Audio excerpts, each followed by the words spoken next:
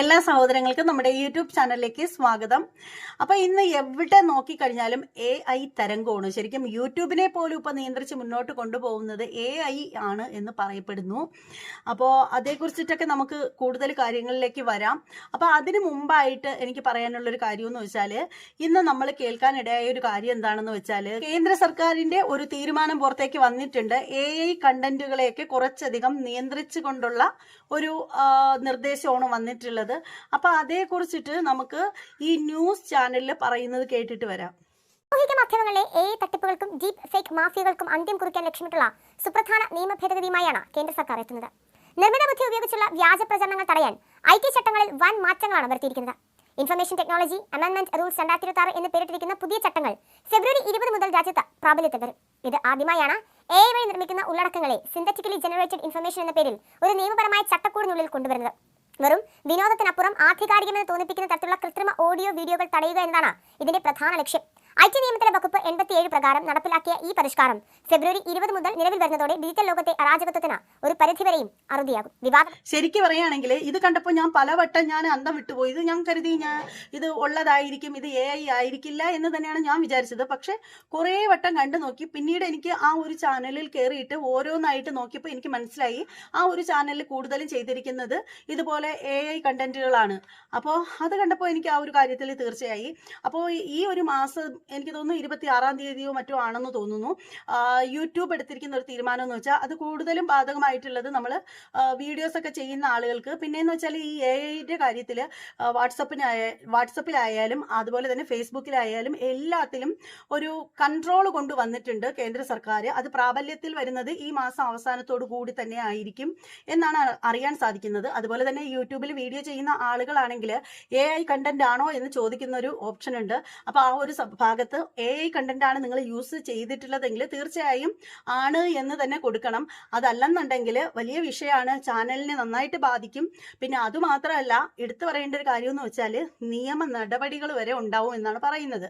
അത് എത്തരത്തിലാണ് എന്ന് പറയുകയാണെങ്കിൽ, വീഡിയോ ചെയ്യുന്നു എന്ന് വെച്ചോ, പല AI വീഡിയോകളും കണ്ടു കഴിഞ്ഞാൽ നമുക്ക് തിരിച്ചറിയാൻ പോലും പറ്റത്തില്ല. ആ രീതിയിലാണ് ചെയ്തു വെച്ചിരിക്കുന്നത്.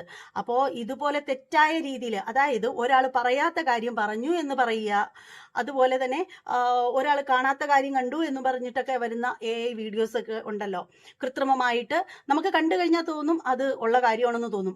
അതുപോലെ തന്നെ മറ്റൊരാളെ അപമാനിക്കുന്ന തരത്തിൽ ഒരാളുടെ റിയൽ ആയിട്ടുള്ള ഫോട്ടോ എടുത്ത് ബാക്കി ഭാഗങ്ങളെല്ലാം AI ആയിട്ട് സെറ്റ് ചെയ്തിട്ട് അത് തെറ്റിദ്ധാരണ ഉണ്ടാക്കുന്ന രീതിയിലൊക്കെ വീഡിയോസും ഫോട്ടോസും ഒക്കെ വന്നു കഴിഞ്ഞാൽ അതിനെതിരെ വളരെയധികം കർശനമായിട്ടുള്ള നടപടി ഉണ്ടാവും എന്നാണ് കേന്ദ്ര സർക്കാരിന്റെ മുന്നറിയിപ്പ്. അപ്പോൾ എന്തായാലും അത് വളരെ നല്ലൊരു കാര്യമാണെന്ന് തന്നെയാണ് എനിക്ക് പറയാനുള്ളത്. കാരണം AI വീഡിയോസ് ഒക്കെ ഒരുപാട് മനുഷ്യനെ തെറ്റിദ്ധരിപ്പിക്കുന്നുണ്ട്.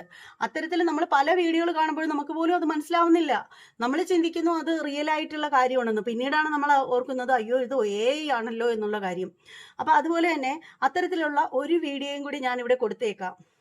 ശരിക്കും പറയുകയാണെങ്കിൽ ഈ ഒരു വീഡിയോ ഒക്കെ കാണുമ്പോഴത്തേക്ക് പലരും തെറ്റിദ്ധരിക്കും. പലരും വിചാരിക്കും അയ്യോ ഇതൊക്കെ സത്യമാണെന്ന്. സത്യമല്ല, അതൊക്കെ വെറും ആർട്ടിഫിഷ്യൽ ഇന്റലിജൻസ് ആണെന്നുള്ള കാര്യം എത്ര പേർക്കറിയാം. കുറച്ചധികം ആളുകൾ എന്ത് കണ്ടു കഴിഞ്ഞാലും അതുള്ളതാണ് അല്ലെങ്കിൽ അത് സത്യമാണ് എന്നൊക്കെ പറഞ്ഞിട്ട് മുന്നോട്ട് പോകും. നമ്മൾ കാണുന്ന ഒരു കാര്യം എന്ന് വെച്ചാൽ പ്രൈം മിനിസ്റ്ററുടെ കാര്യമാണെങ്കിലും, ഇപ്പൊ അതുപോലെ തന്നെ കേരള മുഖ്യമന്ത്രിയെ പറ്റിയിട്ടാണെങ്കിലും, അതുപോലെ സമൂഹത്തിലെ ഉന്നതരായിട്ടുള്ള ആളുകളെ പറ്റിയിട്ടൊക്കെ ധാരാളം ഇത്തരത്തിലുള്ള വീഡിയോകളൊക്കെ വരുന്നുണ്ട്. AI കണ്ടന്റുകൾ ഒരുപാട് വരുന്നുണ്ട്. അതൊക്കെ എടുത്തു വെച്ചിട്ട് പലരും സംസാരിക്കുന്നത് നമ്മൾ കാണാറുണ്ട്. ശരിക്കും കാണുമ്പോൾ ചിരിയാ വരുന്നത്. അതായത് നമ്മുടെ പ്രധാനമന്ത്രി ആരുടെങ്കിലും സംസാരിക്കുന്നതൊക്കെ എടുത്ത് വെച്ചിട്ട് അദ്ദേഹം പറഞ്ഞ വാക്ക് കേട്ടില്ലേ, കണ്ടില്ലേ, ഇങ്ങനെ പറഞ്ഞു, അങ്ങനെ പറഞ്ഞു, അത്തരത്തിൽ പറഞ്ഞു എന്നൊക്കെ പറഞ്ഞിട്ട്, ശരിക്കും പറയുകയാണെങ്കിൽ അതൊരു AI കണ്ടന്റ് ആണ് എന്ന് മനസ്സിലാക്കാതെയാണ് പലരും അതെടുത്ത് വെച്ചിട്ട് സംസാരിക്കുന്നത്. അപ്പോൾ എന്തായാലും അത്തരത്തിലുള്ള കാര്യങ്ങളിലൊക്കെ ഒരു തീരുമാനമാവും എന്ന് കേട്ടതിൽ വളരെയധികം സന്തോഷമുണ്ട്. കാരണം അമിതമായാൽ അമൃതും വിഷം എന്നല്ലേ പറയുന്നത്. അതുപോലെ തന്നെ ഏതൊരു കാര്യത്തിലും അങ്ങനെ തന്നെയാണ്.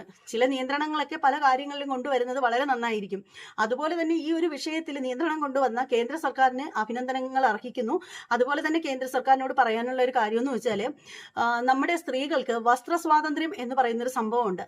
അത് ആവശ്യത്തിന് നേരത്തെ തന്നെ ഉണ്ടായിരുന്നു. പക്ഷെ ഇപ്പൊ കുറച്ച് അമിതമായിട്ട് കൊടുത്തിട്ടുണ്ട്. കാര്യം എന്താണെന്ന് വെച്ചാൽ, ഇപ്പോഴത്തെ പെൺകുട്ടികളുടെ വസ്ത്രധാരണം എന്ന് പറഞ്ഞാൽ പെറ്റ തള്ള പോലും സഹിക്കില്ല. അമ്മാതിരിയുള്ള വസ്ത്രങ്ങൾ ഉടുത്തിട്ടാണ് ഓരോന്നും നടക്കുന്നത്. അപ്പോൾ അതിൽ കൂടി ഒരു തീരുമാനം ഉണ്ടാക്കണം എന്ന് പറയാതിരിക്കാൻ നിവൃത്തിയില്ല.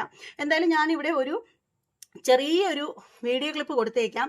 അപ്പോൾ ഇത്തരത്തിലൊക്കെയുള്ള വസ്ത്രധാരണം സാധാരണ രീതിയിലുള്ള ഇപ്പോൾ ചുരിദാറൊക്കെ ഇട്ടിട്ടൊരു ഷോൾ ഇടാതെ പോയി എന്ന് വെച്ചിട്ടോ അല്ലെങ്കിൽ ഒരിത്തിരി ടൈറ്റ് വസ്ത്രം ധരിച്ചത് കൊണ്ടോ ഉള്ള കാര്യമല്ല ഞാൻ ഈ പറയുന്നത്. പക്ഷെ അതല്ലാതെ അതുക്കും മേലെയുള്ള വസ്ത്രധാരണത്തിലൊക്കെ നടക്കുന്ന പെണ്ണുങ്ങളുണ്ട്. അതിനൊക്കെ കുറച്ച് മാറ്റം കൊണ്ടുവരണം. കാരണം എപ്പോഴും ഭാരത സംസ്കാരം എന്ന് പറഞ്ഞുകൊണ്ടിരുന്നാൽ മാത്രം പോരാ. ഭാരതത്തിൽ വസ്ത്രത്തിന്റെ കാര്യത്തിലും പണ്ടത്തെ പോലെ തന്നെ പട്ടുപാവാടയും ഉടുപ്പും ധാവണിയും ഉടുത്ത് സെറ്റുമുണ്ടും ഉടുത്ത് നടക്കണം എന്നല്ല പറയുന്നത്. പക്ഷേ ഒരു മിതത്വം കൊണ്ടുവരേണ്ടത് ആവശ്യം തന്നെയാണ്. കാരണം ഇന്നത്തെ കാലത്ത് പെണ്ണുങ്ങളുടെ വസ്ത്രധാരണം അത്രയധികം മോശമായിട്ട് വന്നുകൊണ്ടിരിക്കുന്ന ഒരു സാഹചര്യം മുന്നിലുണ്ട്. അപ്പോൾ അതിന്റെ അടിസ്ഥാനത്തിലാണ് പറയുന്നത്. അപ്പോൾ എന്തായാലും ഈ വസ്ത്ര സ്വാതന്ത്ര്യത്തിൽ കൂടി ആവശ്യത്തിന് സ്വാതന്ത്ര്യം കൊടുത്തോളൂ. പക്ഷെ ഈ അനാവശ്യമായിട്ട് കാണിക്കുന്ന ഈ പ്രഹസനങ്ങളും ഈ തെമ്മാടിത്തരങ്ങളും ഒരിക്കലും വച്ച് പൊറുപ്പിക്കരുത് എന്ന് തന്നെയാണ് എനിക്ക് പറയാനുള്ളത്. എന്തായാലും ഇതേക്കുറിച്ചിട്ട് നിങ്ങളിൽ ഓരോരുത്തരുടെയും അഭിപ്രായം എന്താണെന്ന് വെച്ചാൽ കമന്റ് ബോക്സിൽ രേഖപ്പെടുത്തുക.